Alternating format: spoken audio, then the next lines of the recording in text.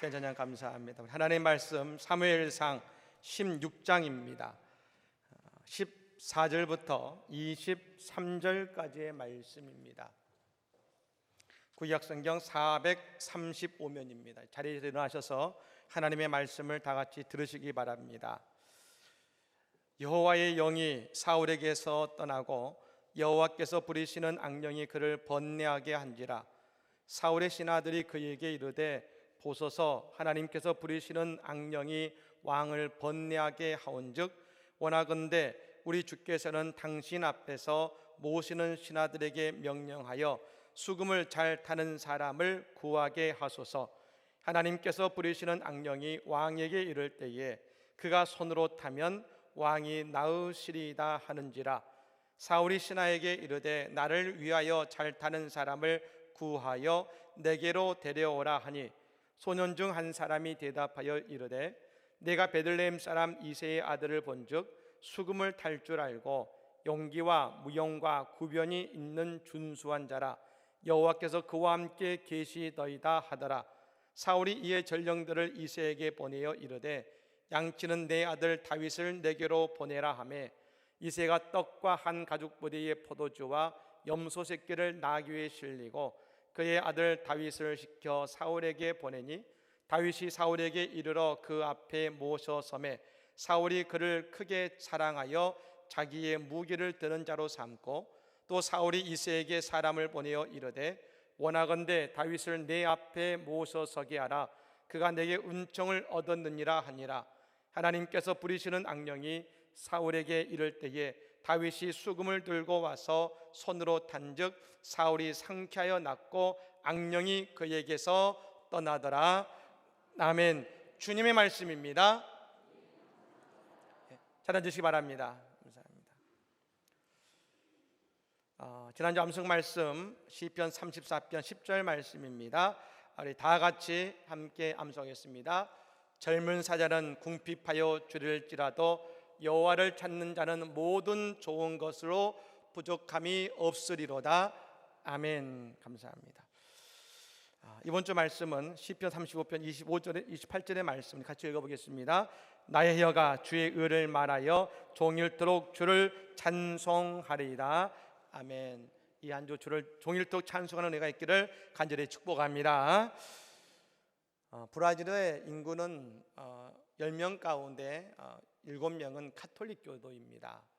그래서 리우에 가면 거대한 예수의 석상이 있지 않겠습니까?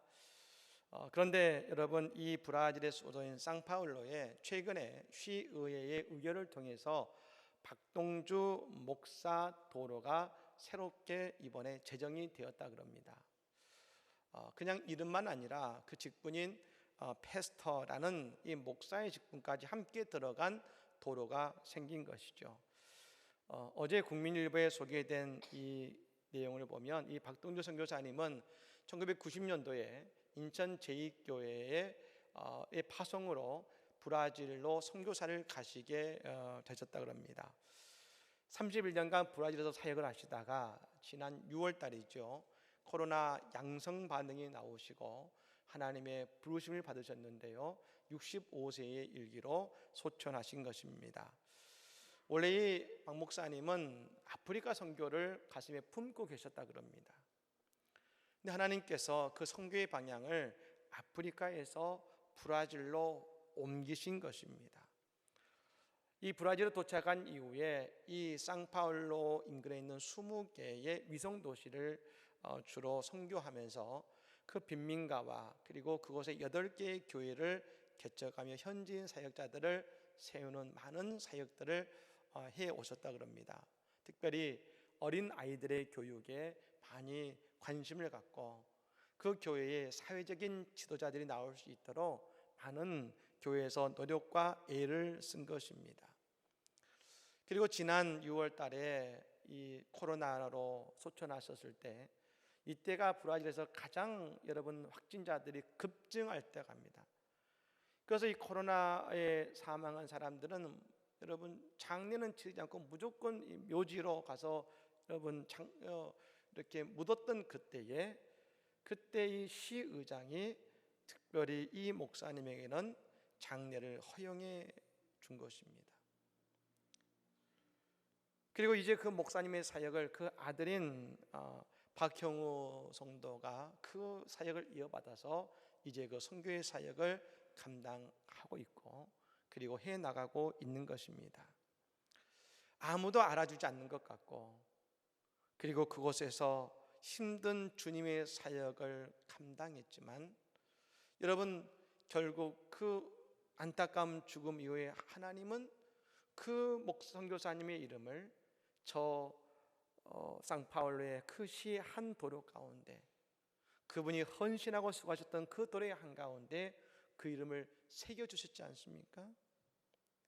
하나님은 어디에서 무엇을 하든지 우리 헌신을 보고 계시고 그리고 오늘 또 우리의 하는 모든 것을 주님은 알고 계신다는 것입니다. 오늘 저 쌍파울에 있는 많은 사람들이 그 목사님의 사랑을 느낀 것 아니겠습니까? 여러분 오늘 또 우리가 주님께 예배드리고 주님께 헌신할 때 아무도 모르는 것 같지만 주님은 보고 계실 뿐 아니라 마침내 오늘 우리의 삶에서 하나님의 놀라우신 은혜와 열매를 맺게 하시는 놀라운 축복을 더하여 주실 것입니다. 이 은혜가 오늘 우리의 고백이요 간증이 되기를 예수님으로 간절히 축복합니다. 우리는 사울을 생각하면 다윗을 대적한 나쁜 왕이라고만 생각합니다. 그런데 여러분 이 사울은 하나님께서 그 왕을 세우실 때에 하나님이 직접 선택한 사람이 바로 사울이라는 사람입니다. 즉 그 시대에 많은 이스라엘 백성들 가운데 왕으로서 왕이 될 만하고 가장 뛰어난 한 사람을 하나님이 친히 고르신 것입니다. 얼마나 여러분 그 시대에 대단한 인재였겠습니까?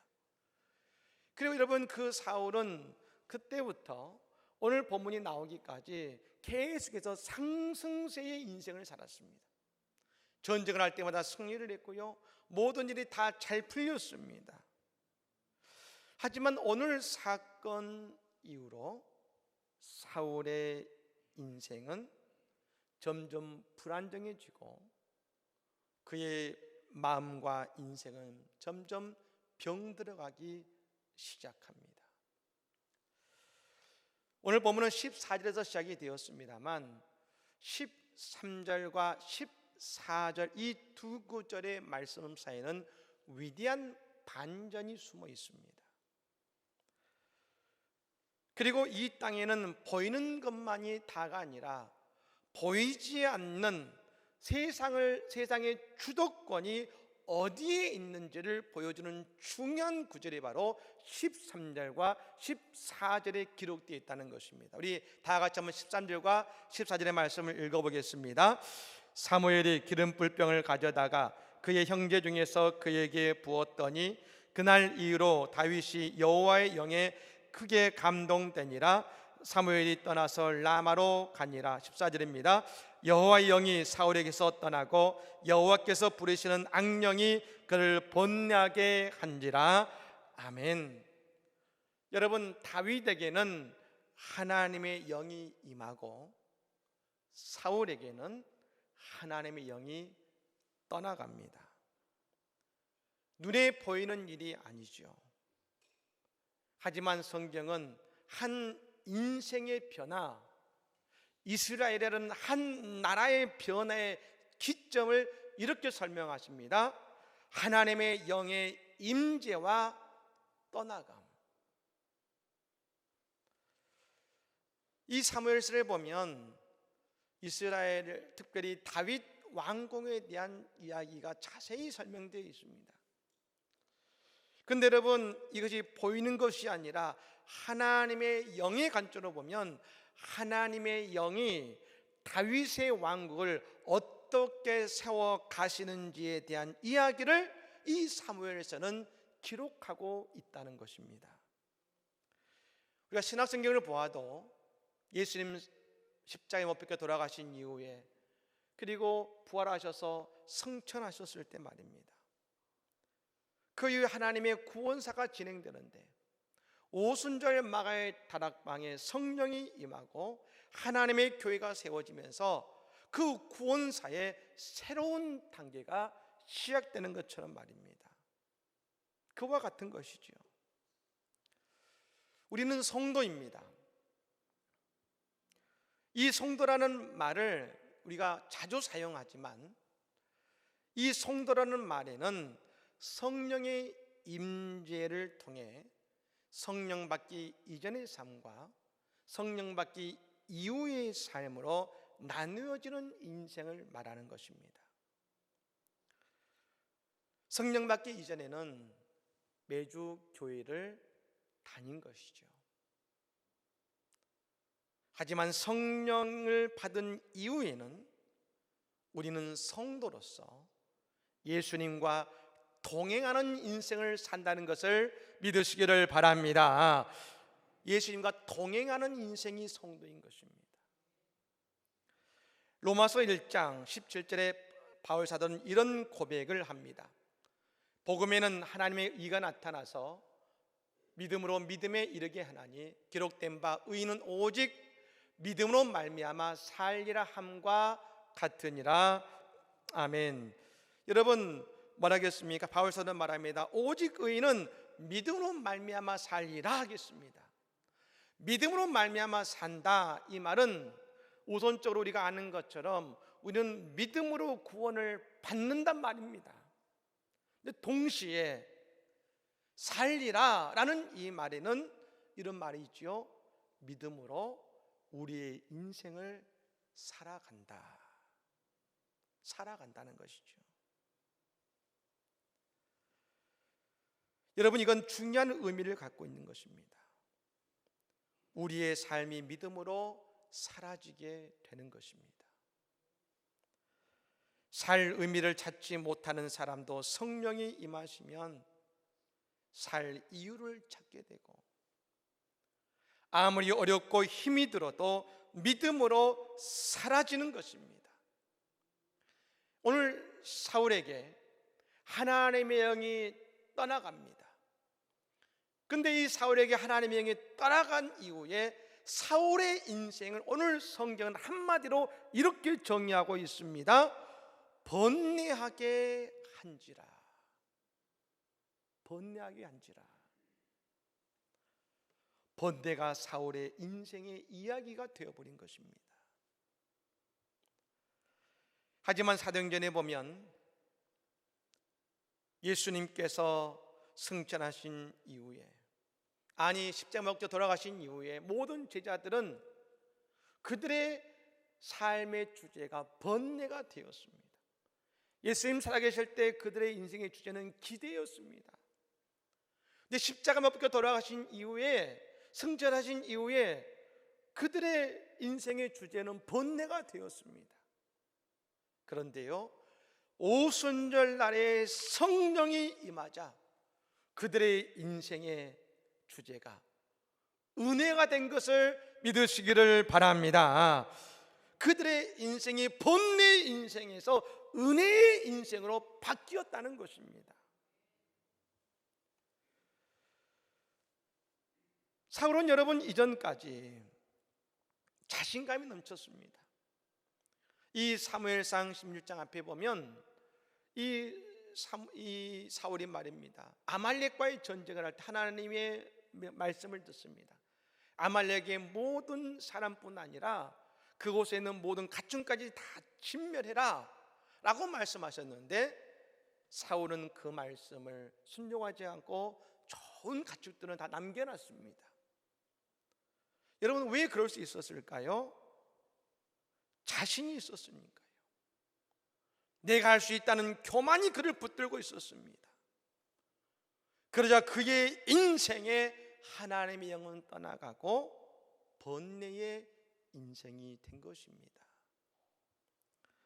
사랑하는 여러분, 하나님의 성전은 주님의 영이 임재하시는 자리입니다.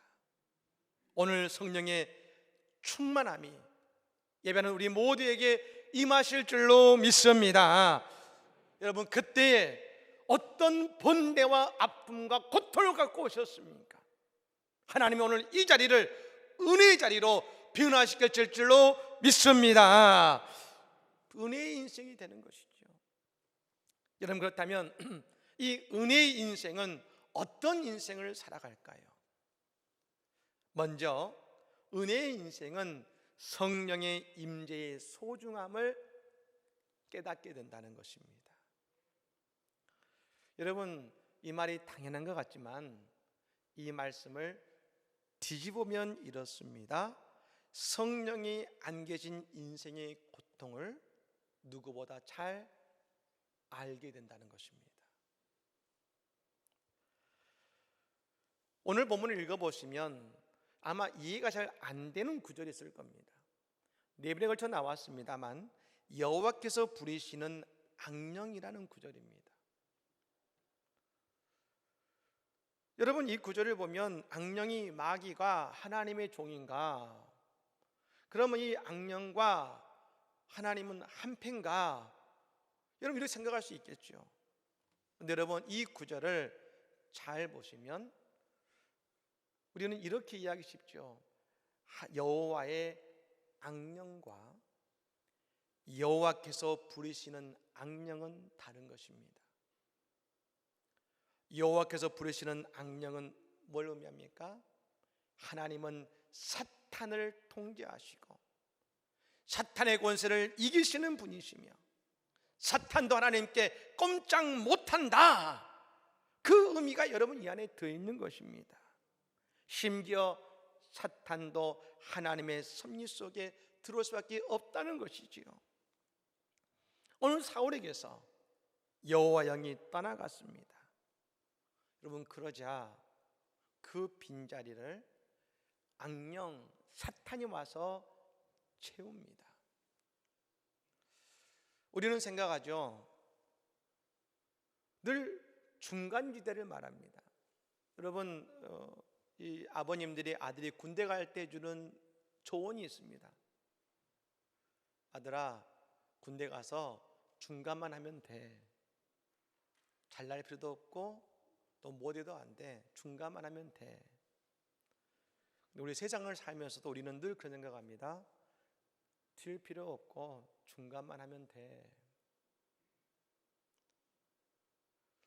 근데 여러분, 이 영적인 세계는 중간이 없습니다. 정치에는 제3지대가 있을지 모르지만 영적인 세계는 말입니다, 오직 두 가지뿐입니다. 하나님의 영에 붙들리든지 아니면 사탄에게 붙들림을 받든지 말입니다. 오늘 사울에게서 하나님의 영이 떠나자 곧바로 그 자리를 누가 치고 들어오냐면 사탄이 그에게 들어와 그를 번뇌하게 만들고 고통스럽게 만들었습니다. 그래서 그 번뇌를 없애고자 수금을 잘 타는 사람을 찾다가 다윗을 만나게 된 것 아니겠습니까? 그런데 여러분, 다윗은 그 자리에서 분명히 보았습니다. 사탄을 통하여 번뇌하는 사울 왕을 그의 눈으로 똑똑히 보았습니다. 저는 오늘 여러분, 그리고 그 고통이 얼마나 큰 것인지 다윗은 그때 처절히 깨달았습니다. 저는 오늘 본문을 읽으면서 다윗이 무엇을 가장 두려워하게 되었는지를 알게 되었습니다.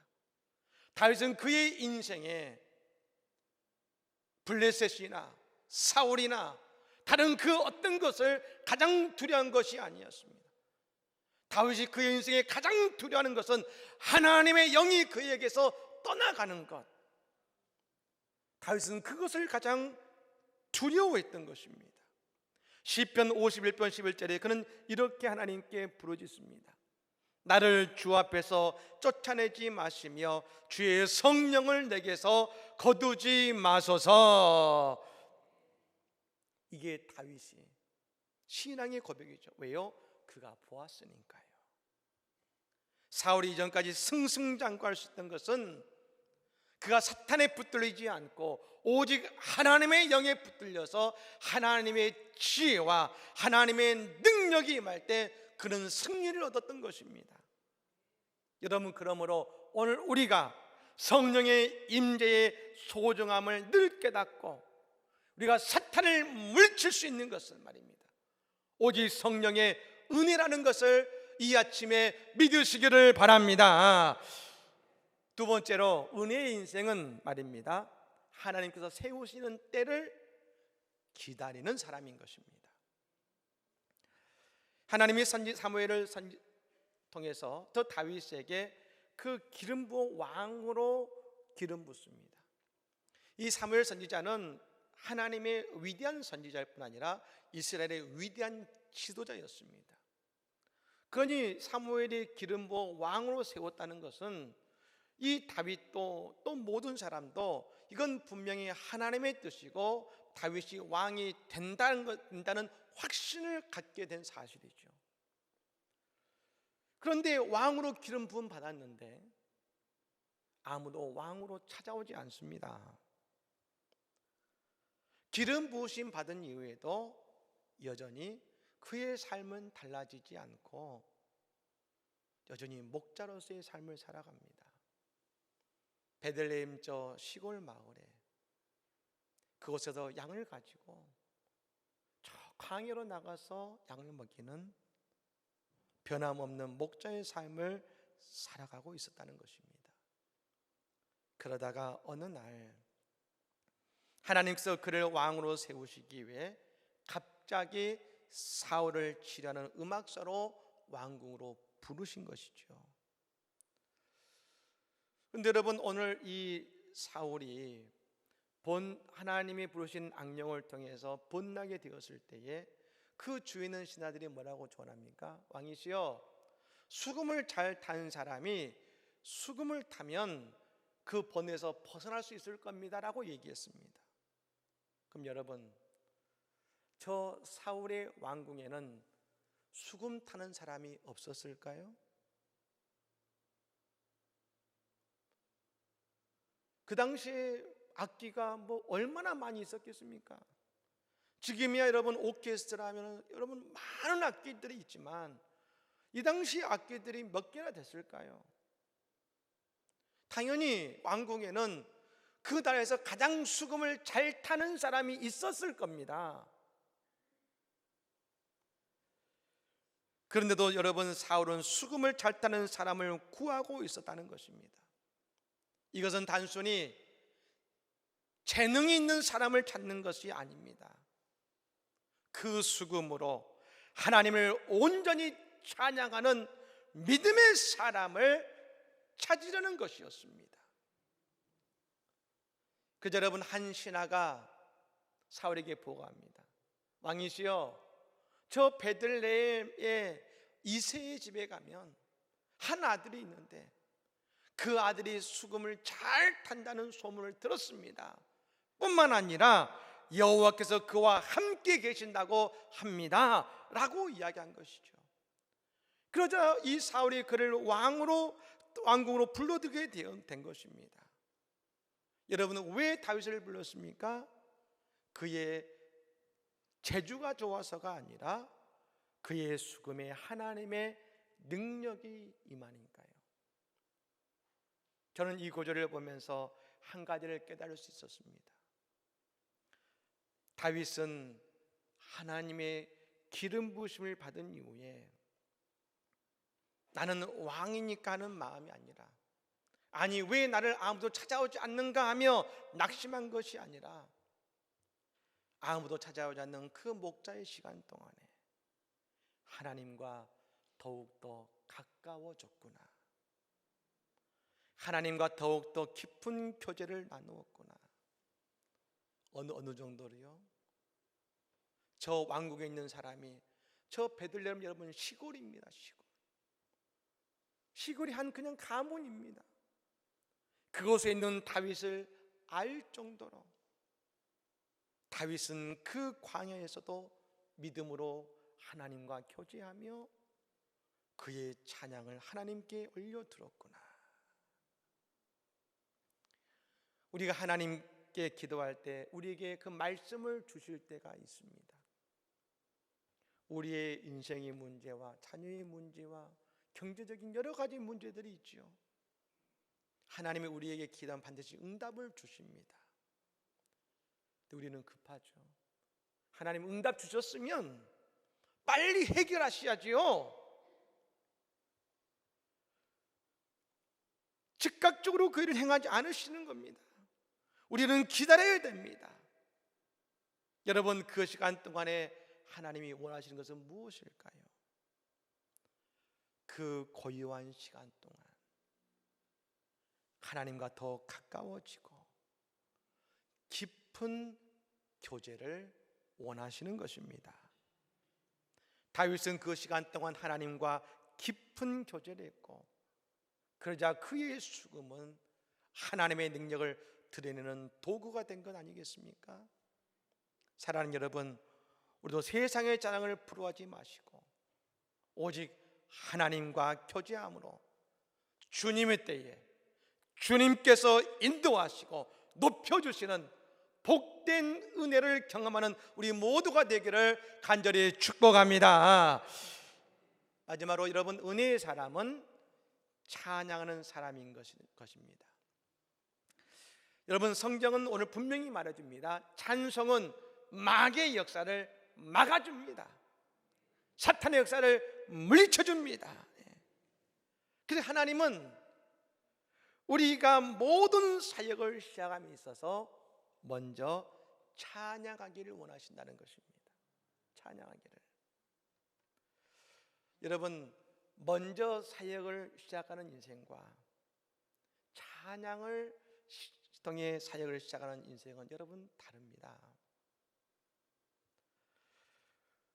우리는 다윗 하면 가장 먼저 누가 떠오르냐면 골리앗이 떠오릅니다. 다윗과 골리앗이죠. 그리고 이것이 물론 이스라엘의 큰 여러분 영웅으로서 인정받는 계기가 되었습니다만, 그런데 여러분, 다윗이 이스라엘에 유명해진 첫 번째 사건은 다윗과 골리앗의 사건이 아니죠. 어느 날 한 시골에 이름 없는 한 다윗이라는 소년이 갑자기 왕궁에 불려갔고, 그가 찬양하면 사울 왕의 귀신을 쫓아버린대, 마귀를 쫓아버린대.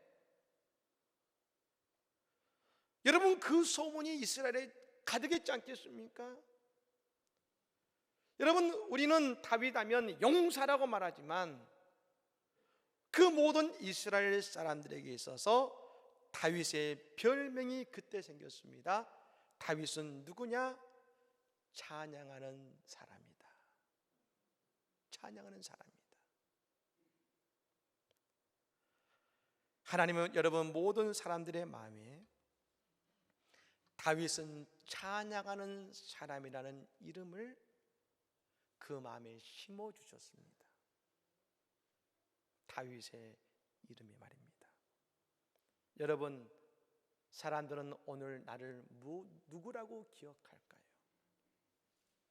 나를 누구라 기억할까요? 다윗은 위대한 용사가 됩니다. 가장 번성한 다윗의 왕국을 이룹니다. 하지만 지금도 사람들은 다윗의 시편을 보면서 말합니다. 다윗은 찬양하는 사람이야. 왜요? 은혜 받은 사람은 늘 그 입술로 찬양하게 되어 있거든요. 여러분, 은혜 받으면 우리가 예배 드리면서 은혜 받고 우리가 찬양 기도하면서 은혜 받으면 성전을 나설 때 어떻게 됩니까? 입에서 찬양이 흘러나옵니다. 오늘 불렀던 찬송가. 우리가 다니엘 특설 새끼들 하고 있습니다만, 다니엘 특설 등에 은혜 받고 나아가면 우리 그 특세 때 불렀던 찬양이 하루 종일 우리 입속에 가득하죠. 그렇지 않습니까? 다윗은 은혜 받은 사람이고, 은혜 받은 사람은 찬양하는 사람이 되는 것입니다. 이스라엘에 여호사밧 왕이 있었습니다. 이 여호사밧 왕이 있었을 때 모압과 암몬 자손이 함께 연합해서 이스라엘을 쳐들어왔습니다. 그때 여호사밧 왕은 온 이스라엘 백성들을 예루살렘 성전 앞에 모아놓고서 그곳에서 어떻게 할까 고민하고 있을 때 하나님의 영이 레위 사람 야실에게 임합니다. 그리고 그곳에서 하나님께서 이 전쟁을 책임지겠다고 선포하십니다. 여러분, 그러자 이 여호사밧과 더불어 온 이스라엘 백성들이 엎드려 하나님을 경배하며 은혜를 경험합니다. 근데 여러분, 은혜 받고 전쟁하러 나가는데요, 이전과 다른 모습을 보이죠. 예전에 전쟁할 때 맨 선두에 누굴 보냈냐면 마병이나 창을 든 사람을 세웠는데요, 이제 그들 앞에 누구를 세우냐면 찬양하는 사람들과 그들 앞에 거룩한 예복을 입히고, 우리 여러분 찬양대처럼 말했는데 거룩한 예복을 입히고 전쟁의 맨 앞에 서기 위해서 그곳에서 하나님을 찬양하며 나가게 했습니다. 여호와께 감사하세, 그의 인자하심이 영원하도다. 여러분, 찬양을 부르며 나아갈 때에 그들도 알지 못했던 하나님의 복병이 저 암몬과 모압 자손을 치기 시작하고 그들을 진멸한 것을 믿으시기를 바랍니다. 여러분, 은혜 받으면 가장 먼저 찬양하는 사람이 됩니다. 근데 여러분, 그 찬양은 하나님께서 이제 그 인생을, 그 전쟁을 책임지시겠다는 선포와 같은 것입니다. 그리고 그 찬양을 받으시고 들으신 하나님께서 사탄을 몰아내시고 하나님의 은혜를 베푸시는 것입니다.